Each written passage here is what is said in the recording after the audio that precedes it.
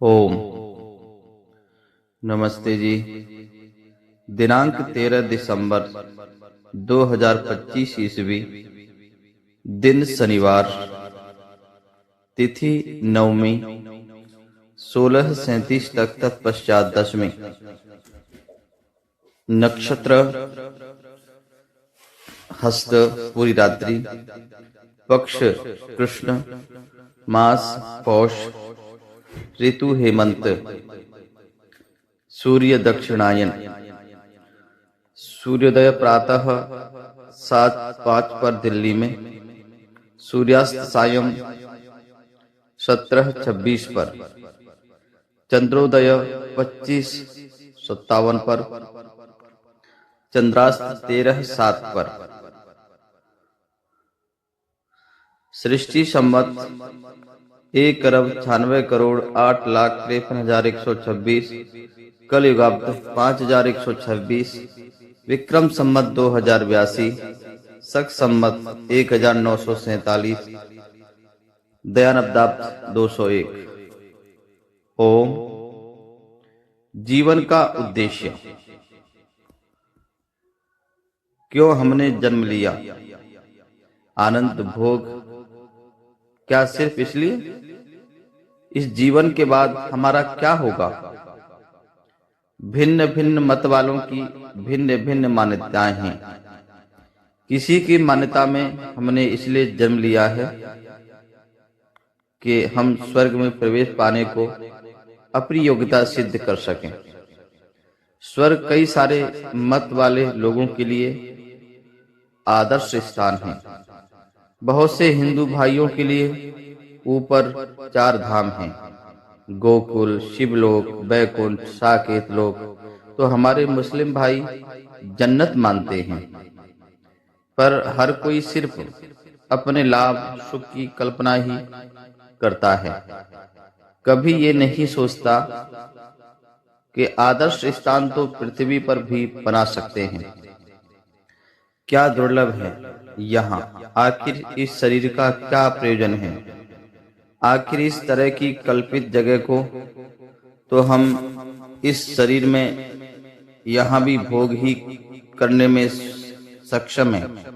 इस शरीर का उद्देश्य कुछ ऐसा विशेष है जो सिर्फ इस शरीर में हो सकता है। वो है ब्रह्म साक्षात्कार। इस शरीर रूपी अयोध्या में परमात्मा निवास करता है। जब हम बाहरी विषयों से दूर होते हैं तो उसके निकट महसूस करते हैं। सोने के बाद कहते हैं कि बड़ा आनंद आया। ये आनंद आत्मा अनुभव करती है, क्योंकि शरीर तो सो रहा होता है, पर आत्मा सदैव जागृत रहता है। जितनी गहरी निद्रा होती है, हम बाहरी विषयों से उतना ही दूर होते हैं। हम स्व को ऊर्जा से भरपूर पाते हैं। यदि बिना स्वप्नों की निद्रा आती है, पर क्या कोई और तरीका है जिससे हम उस परमात्मा से संपर्क कर सकें, उसके संपर्क को महसूस कर सकें? हाँ है, वो है योग का माध्यम, जिससे हम उस परमात्मा से जुड़ सकते हैं। आप कहेंगे तो क्या अभी नहीं जुड़े? जुड़े हैं, पर हम ही उसे अनुभव नहीं कर पाते। उसका साक्षात्कार तो सिर्फ समाधि में होता है, और समाधि इतनी सरल नहीं, बहुत तप करना होता है। जब इतने शरीर छोड़कर हम मनुष्य शरीर धारण कर सकते हैं, तो क्या इस शरीर में रहते हुए हम उसके लिए तप नहीं कर सकते? बिल्कुल कर सकते हैं। पहले आत्म साक्षात्कार, फिर परमात्मा साक्षात्कार। योग दर्शन हमें बताता है कि योग करने के लिए हमें उसके 8 भागों को समझना और आचरण में लाना होगा।